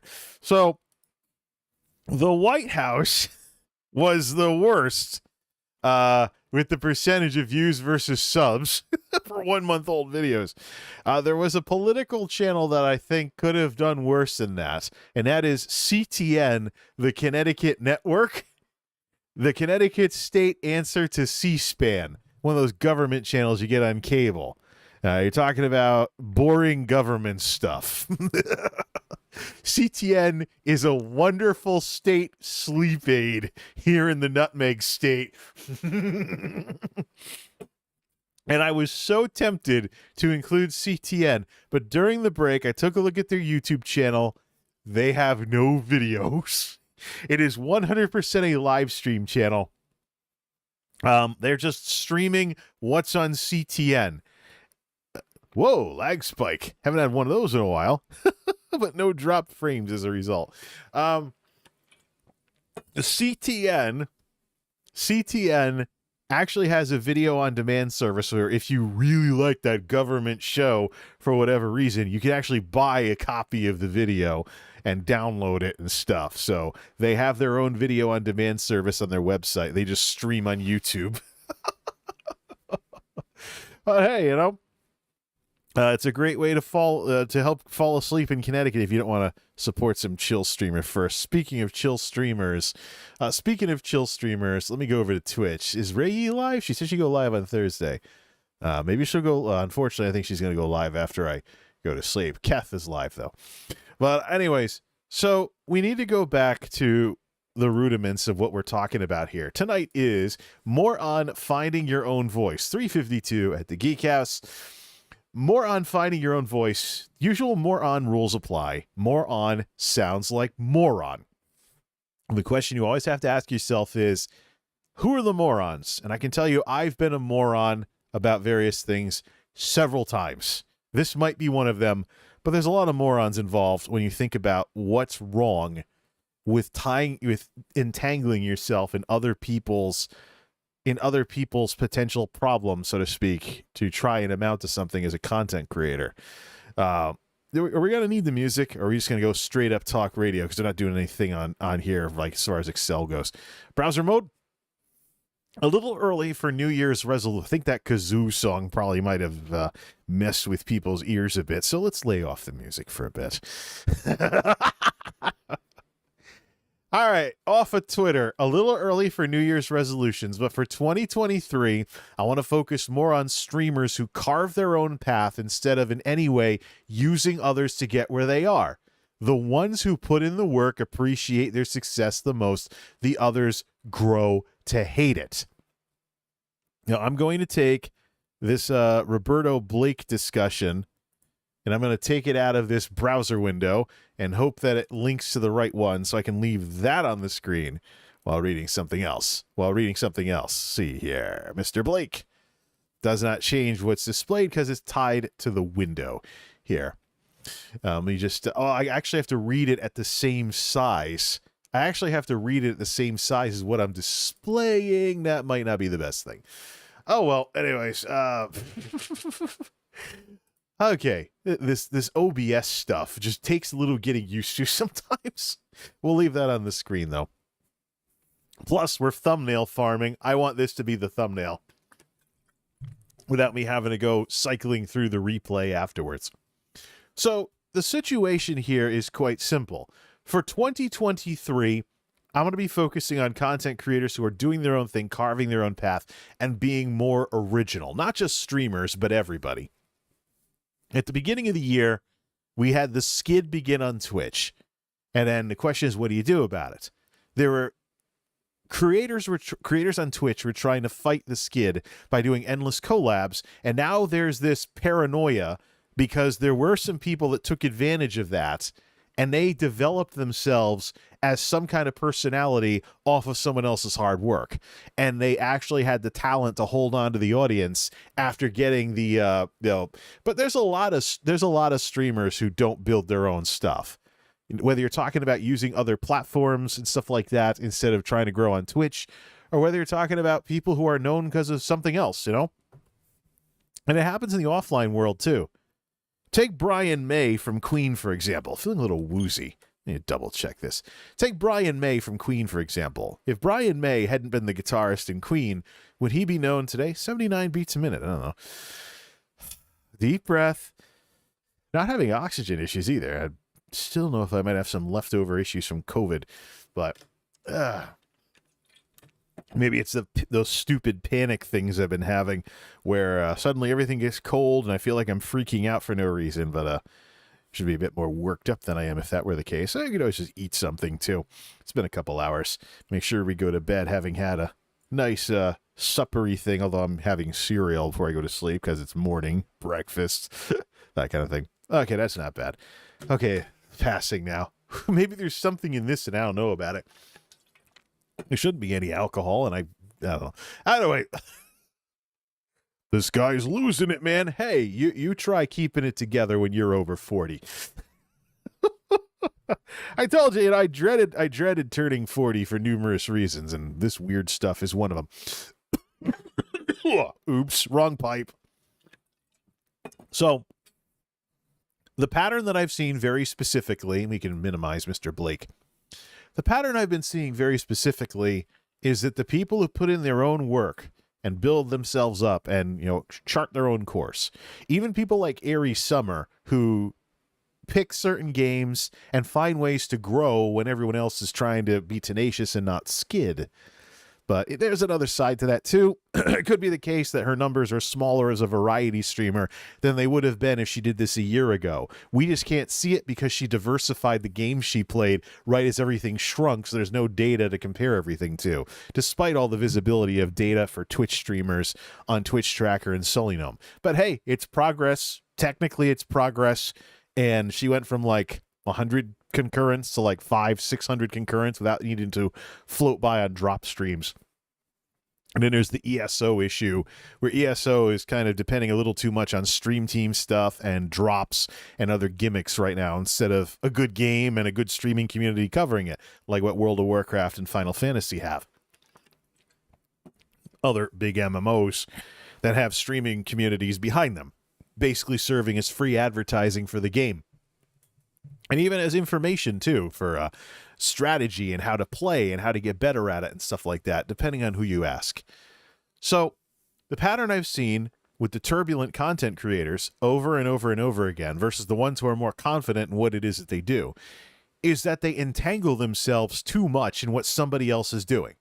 Whether it's feeling like they haven't amounted to something if their shall we say, organic audience is smaller than what they can get with raids and hosts and stuff like that, or getting, doing something else or something along those lines. But there's just something that makes them unhappy with the success.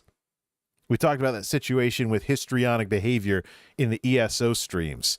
So Maggie Phoenix was not the only one who did it. I've seen it from lots of different people in that group, which makes me wonder how shared the audience really is.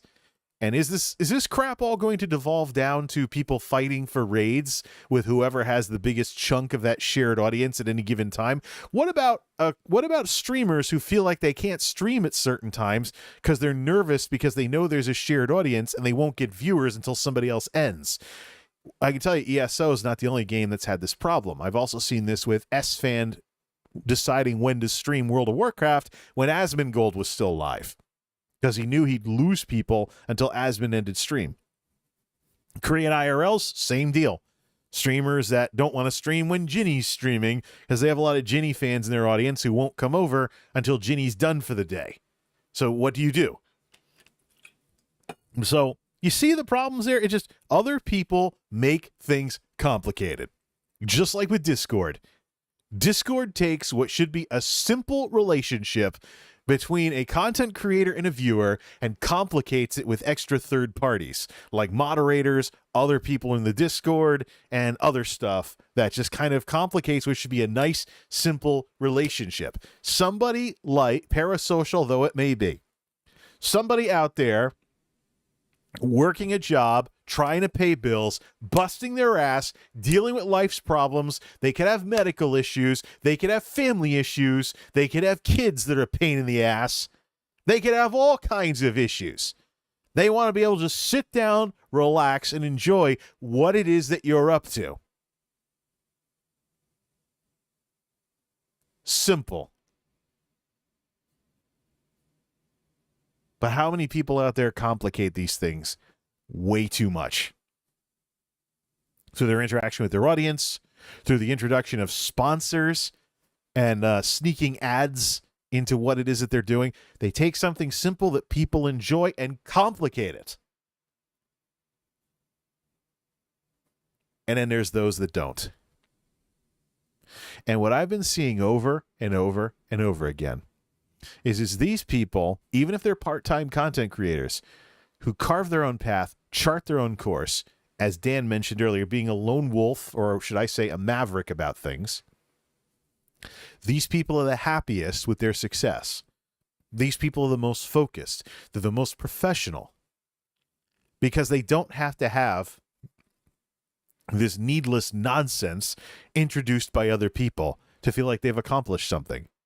They don't need to be like the turbulent Twitch streamer who feels like if they don't get raids, they are failing as a content creator instead of focusing on building up what they have. Or if Twitch won't let you do that, being a platform smaller than Dailymotion, charting your course elsewhere. So, let's go back to that. Let's go back to the stuff that Mr. that Mr. Blake was posting. Because after that little oopsie last night, he's been flooding his Twitter. He's been flooding the heck out of his Twitter. Retweeting all over the place to try and bury that little oopsie last night. The little oopsie last night. Trying to change the subject, trying to bury everything, but forget it, forget it, forget it. The damage is done, Mr. Blake. Let me go down. It's going to be bigger than it otherwise would be. And let's review everything. We'll start at the bottom and we'll scroll up through all of this crap. Although there is a legit issue right now with phishing attempts at YouTubers to steal people's channels. So don't click on any suspicious emails. And you probably shouldn't have a public email address as your email address for YouTube. Let's see. YouTube starter kit. Where was that thing? Oh, here we go. The harshest truth about why small YouTubers stay small. This is what we talked about yesterday. I reviewed over 1,000 channels. I could tell you it's largely a problem with people wanting to be validated on self-serving content rather than offer tremendous value to their audience. They don't put the audience first. Self-serving content is a smokescreen for the old argument about selfish creators versus selfless creators. But I've seen people burn themselves out chasing trends. So we talked about this earlier. Some people actually have seen what I've said, more so than on my own tweets and stuff like that. Unfortunately, Ryan Wyatt supported him, which is how I found out about this conversation in the first place. I want the audience and their wants are ignored. The audience deserves never comes up. And yet, this guy is going around talking about being selfish, that it's about your advancement, even though he's telling people to help, support the audience. So what exactly is he calling for here? Either way, that devolved into a discussion about people making fun of people like me for, oh, yeah, it's the algorithm. No, the algorithm is a very serious piece of technology. It's ML, AI type stuff that Google is working with to try and introduce people to stuff that they would enjoy and save them from spending all day clicking around YouTube. if the algorithm worked as well as the idea makes it sound like it should work, it would be amazing. But we're not there. It's a work in progress. And people should not feel like personal failures because of a computer system. There's this other channel. We probably should have done the ratio check on them, or the percentage check. Saying do what gets views. Let's see here. 5 biggest challenges when it comes to YouTube. He's asking questions. What is it here? Some starter kit thingy. What YouTube policies you want to explain your video about? This guy's been tweeting, retweeting, trying to bury the discussion. If you want people to change their incentives, more retweets, etc. Let's keep on. Really love the Phil empty use something, empty your mind. Oh, he's talking about meditation now. And retweets, da-da-da, the security issue, brand deal scams, da-da-da, you know, work, spend more time working, okay, let me read this thread. In life, the thing that will undermine you so much, and I've had this same problem, is comparing to other people instead of focusing exclusively. Here's where, you know, I might actually agree with this guy. So will Devin Nash, by the way, who's very self-focused, not really caring what other people say about him, which is one of the reasons why, since he said that, it's one of the reasons why I do reactions to some of his commentaries from time to time. In life, the thing that will undermine you so much, and I've had the same problem, is comparing to other people instead of focusing exclusively on your own situation.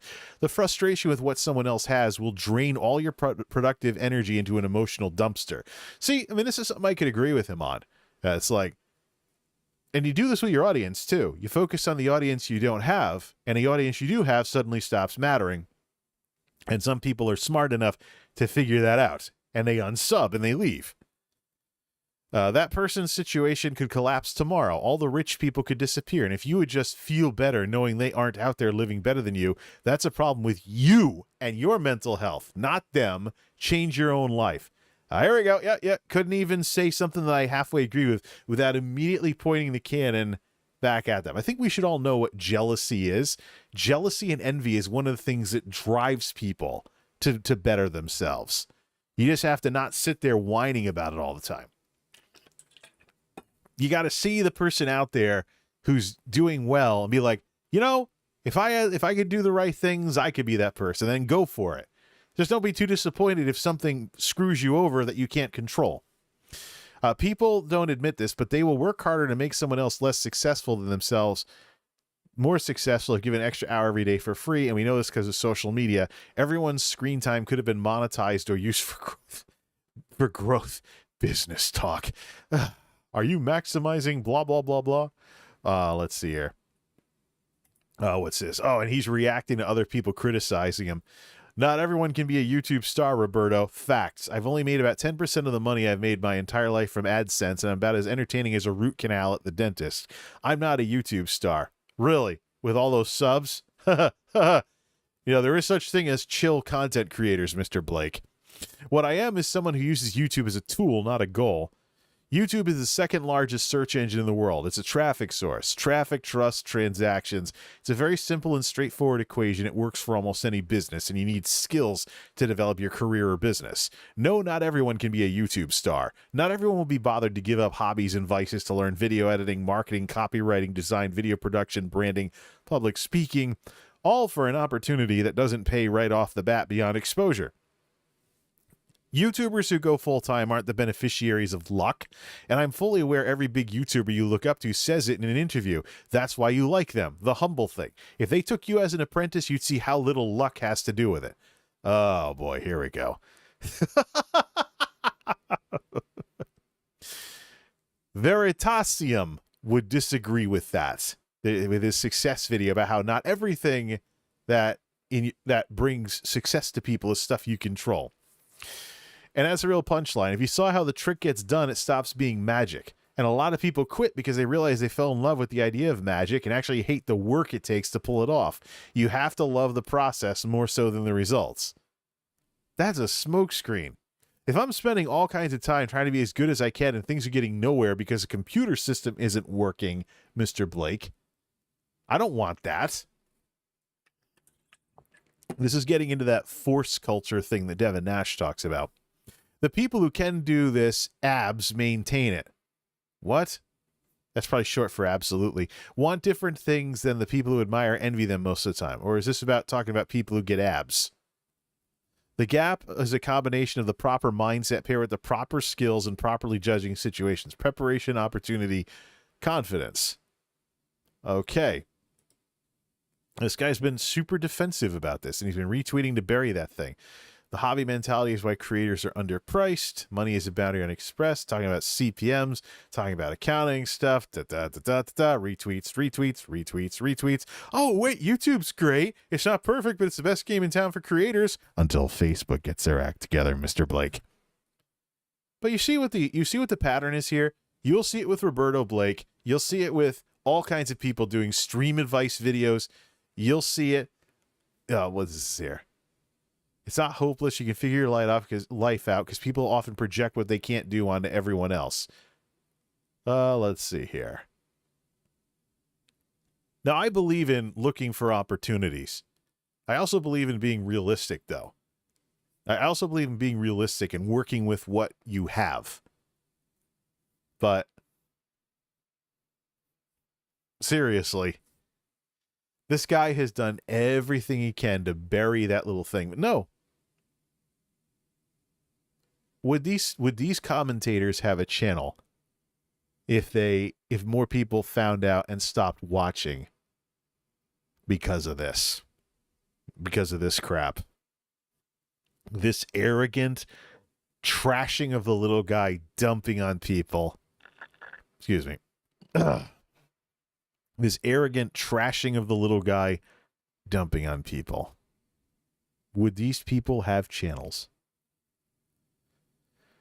This attitude is not something you'll see, is not just something you'll see from this guy. You'll see it from people doing stream advice videos. You'll see it from people doing commentaries. You'll see it over and over and over again from people who are going to say the same thing just with a different choice of words. They will gloss the technology and make you the problem every single time. And what have we said over here?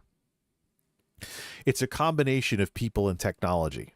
Even if you make something that's shareable, that gets your name out there. That gets your name out there because people are sending it around social media because it went viral. Even if you do that, it still doesn't change the fact that the technology wasn't doing enough work and you had to find a way to bypass it. Just because you gain the ability to bypass social media technology doesn't mean that you can't look at the social media technology and say, this needs to do this, and this needs to get better. So, find your own voice, work with your situation, chart your own course. Because what I've been seeing over and over and over again is the people who complicate things by getting other people involved are the ones who find ways somehow to hate their own success. Suppose you get to like 50 concurrents on Twitch. Congratulations. You know, you can't go any higher than 50 concurrents without hosts and raids. That's already better than a lot of people. It's not better. It's not better than the 3-digit streamers and the 4-digit streamers, but it's better than a lot of the 2-digit streamers. And so we see the problem over and over and over again. Same thing over and over and over again.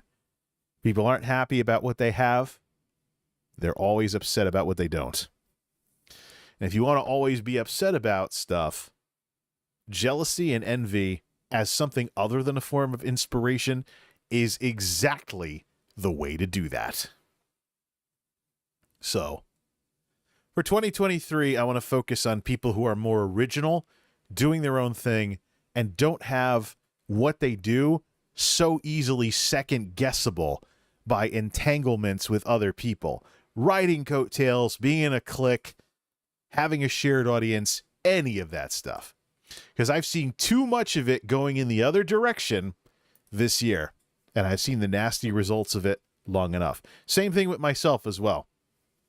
If I ever get back into joining any Discords, if I ever do Discord again anywhere, I currently don't right now, It's not going to be to go over there. Because, look, the numbers didn't add up for Discord anyways. Nor for Twitter, for that matter. There's algorithms on Twitter. I can get some likes on tweets. But Twitter is way smaller than YouTube. Discord is way smaller than YouTube. There's a very good chance that a lot of the people that might be interested in what I do on Discord and Twitter already have presences on YouTube, or maybe they're all even already subbed. What are you going to do? You're going from big to small. You see all the commentators about growing Twitch streams talk about going to all these other platforms because all these other platforms are either the same size in the case of Discord or bigger, like Instagram and somewhere else. So you're trying to get to a bigger audience because Twitch doesn't have it. You're trying to make up for the shortcomings of Twitch, and you're depending on a conversion rate of who clicks off to another website when they went to whatever they were at in the first place for a reason. Something very, very important to think about in all of this. For 2023, though, I want to find people who aren't so second-guessable, that aren't part of some streamer clique, that aren't part of some org that might have scandals rattle them 6 months later, like what happened with OTK, etc. And by the way, with OTK, a lot of the folks I used to watch in OTK before they became OTK seem to become less of themselves when they join the org. No. Even before the scandals and stuff. So, I think, content creation needs to return to its roots, its very simple roots. Someone making something and someone else watching and enjoying. And be happy when that happens. There's technology that'll try and find an audience sometimes, but I just watch and I look around at these platforms and streaming and videos and everything. I think people are complicating things way too much. So yeah, a 2-part discussion spanning hours, practically named after an old Stradivarius song from 20 years ago, Find Your Own Voice. Who would have thought I would have ever done that on this channel? 417 of the Geek House, I'm not going to be privy to some 420 jokes. So let's call it here. Let's get to work on those clickable program guides. New Year's approaches. Can you believe that 2022 is already almost over? It'll be over in just a couple of days. One more round of blue smiley guys for all the folks who stopped by and chat tonight and said hello, including Logan, who was busted out of lurk mode by that song. No, I wouldn't mind having more conversations on this, especially as I work on stuff later on. I got to figure out what to do about all this commentary stuff for 2023 instead of chat streaming all the time. But, if it gets like a radio show, it gets like a radio show. Now, let's catch up on all the clickable program guides and figure out what we're going to do about the video situation, which I keep If I run out of stuff to talk about, we can shut all this down for a bit and do some videos, kind of like what I did with that Christmas video. But it shouldn't take months to make tech videos. And I want to make the series legacy next year. At the rate I'm going, that's never going to happen. So let's do something about that. Till next time, this is MultimediaJay signing off. Thanks for stopping by.